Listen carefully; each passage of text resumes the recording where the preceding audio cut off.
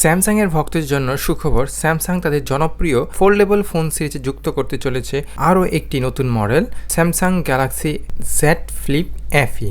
এই ফোনটি বাজারে আসবে তুলনামূলক কম দামে, তবে একটি বড় চমক আছে এখানে। এটি স্যামসাং এর ফ্ল্যাগশিপ গ্যালাক্সি S24 সিরিজের মতো শক্তিশালী Exynos 2400 প্রসেসর নিয়ে আসতে পারে। শুনতে অবাক লাগলেও গ্যালাক্সি জেড ফ্লিপ FE তে পাচ্ছেন Exynos 2440 চিপটি। প্রথমে ধারণা করা হয়েছিল কম দামে আনতে এই ফোনে কিছু ফিচার কমিয়ে দেওয়া হবে, তবে Exynos 2400 চিপ থাকার মানেই এটি একটি দারুণ পারফরমেন্স দেবে। ধারণা করা হচ্ছে এই ফোনটি 2025 সালে বাজারে আসবে। স্যামসাং আরও বেশি মানুষকে ফোল্ডেবল ফোনের এক্সপিরিয়েন্স দিতে চায়, আর সেই ফোন সেই লক্ষ্যেই পূরণ করতে পারে। এছাড়া লিকস্টার বলছেন গ্যালাক্সি জেড ফ্লিপ 7 এ Exynos 2500 চিপ থাকতে পারে। আরও নতুন নতুন আপডেট পাওয়ার জন্য আমাদের চ্যানেলটি সাবস্ক্রাইব করতে ভুলবেন না।